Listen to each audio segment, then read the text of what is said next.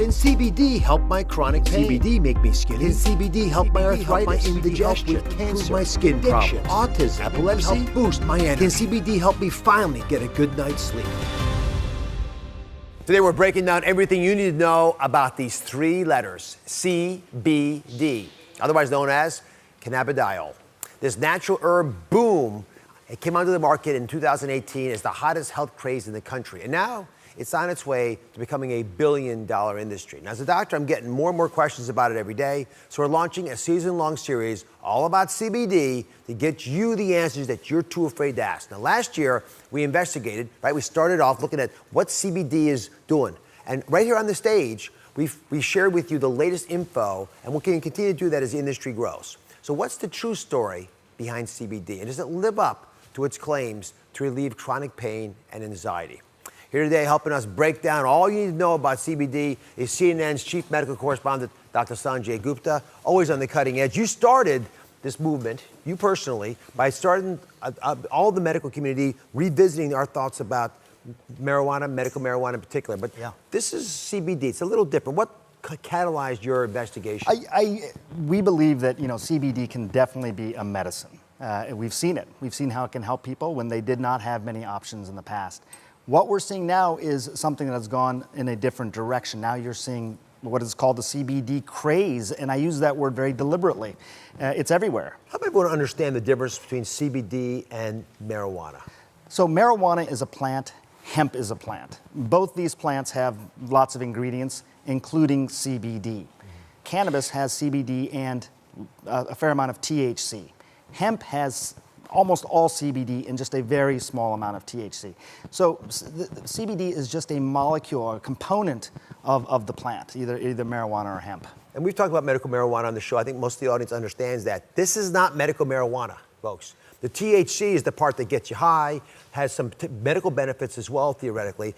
We're talking about CBD, wherever it comes from. So let's walk everyone through what CBD does and what the benefits might be, but what are the risks also. Sure. So first off, the thing that's cool about CBD, a lot of the herbs, is these can affect the body in every place, right? It can affect your intestines, your spine, and your brain, right? And because it can affect many of our organs, because their receptors, our body's used to seeing it in different forms, it can treat insomnia and anxiety, right? And it can also treat pain and seizures, right? Different spectrums of the body's ailments can be addressed.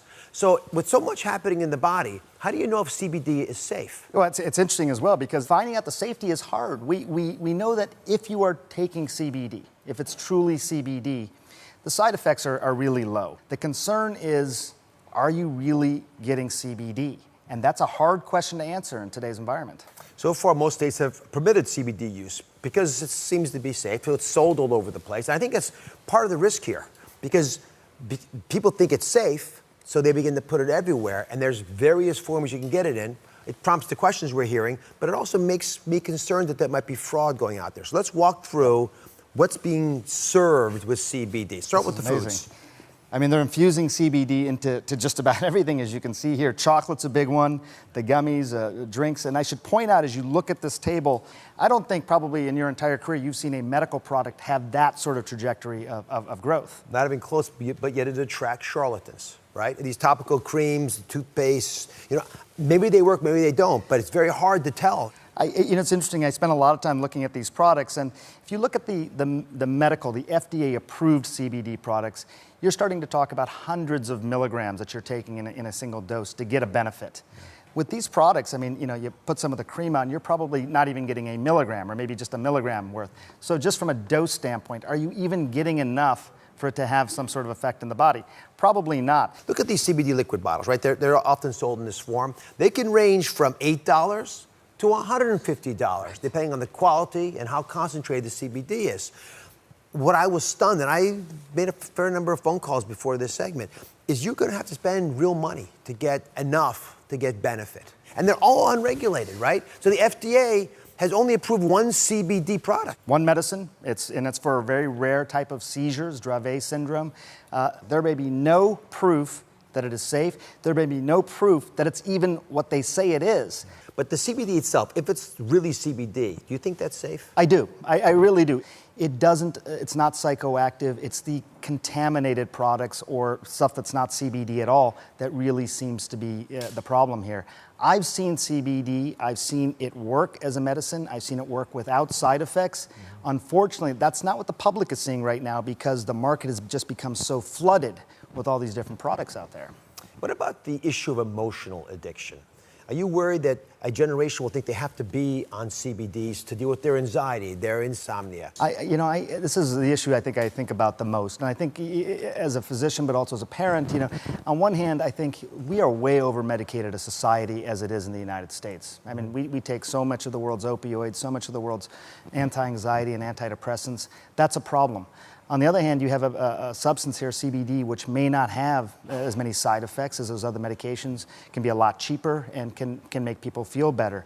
I do worry about the emotional reliance on it. What I think is interesting is that ultimately what we may find is that a lot of the benefit, 40 to 50% of the benefit of CBD when it comes to anxiety and things like that, could just be totally placebo. All right, so last year our investigation revealed that some CBD products being sold did not even have CBD in them. You've shown that some products have things you don't want in them that are labeled as CBD. And a study found that more than 2/3 of CBD products at our work were not truthful in their labeling. So if people are going to buy this, if they truly want to get involved and they want to avoid being scammed, how do they do it? And let me just punctuate what you said. They looked at this big study, 80-some products. They found 75% of them either didn't have CBD at all, had stuff, these synthetics that were mixed in, or sometimes very dangerous things like what happened to Jay.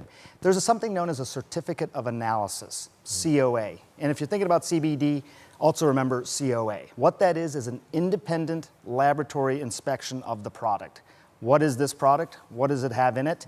Every store should have this. If they don't have it, you should probably just put the money back in your pocket and walk out. To add to that, I have one other concern I want to share with everybody. The amount of CBD you're all taking worries me. Some studies have found that an adequate dosage of CBD can vary tremendously depending on the ailment. We don't know the exact dosage. No one does. We don't know what's going to be needed for anxiety or insomnia.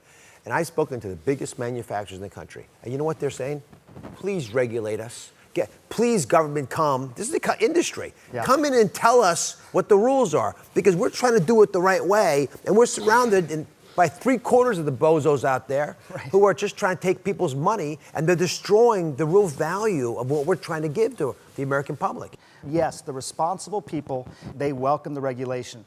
There are perfectly good products out there. I don't want to give people the impression that they're all bad. There are perfectly good products out there. Unfortunately, you as a consumer don't know. You lump it in with the bad product over here. Unfortunately, we get on the news and we talk about these terrible stories, and you think, well, I'm just going to avoid CBD altogether. Understandably, regulation would change that. All right, bottom line, if you know you've got a reputable person giving you CBD, should they be using it? I don't advocate people taking things unnecessarily, but if there's a legitimate medical issue and you're being prescribed this, and there is an FDA-approved drug already out there, I think it's fine. The FDA has shown that this can be a medicine. I believed, I know you have for some time, it can be a medicine. It can work when nothing else has. But our job is to make it safe. Is that not a simple enough thing to ask, that if you're buying something, that it's not going to potentially kill you? I mean, that is something that you in this program, I think, will advocate for. We can do better. So because I know many of you out there are going to try CBD, right? Here's my guidelines on how to protect yourself. Everyone, take your phones out right now. I'm going to put an image on the screen for all you to stop, snap, and share it with someone who you may think is considering CBD. First off, make sure you get that certificate of analysis that Sanjay mentioned, right? The COA. Number 2, pay attention to the dosage. Right? Don't get some tiny little dose that's not going to make a difference. You'll think it doesn't work, and it could have worked at the right dose. Number 3, be cautious of big health claims. If they're going to cure cancer, listen, guys, if there was a cure for cancer, they wouldn't be selling it in a little store. Everyone would be using it, right? And number 4, understand that you are an experiment when you do this. So you got to ask yourself, did it really work for you? If you really think it did, okay, but challenge yourself to make sure that it really is having an impact so you're not wasting your money. Be sure to subscribe to my channel so you don't miss anything. And remember to check back often to see what's new.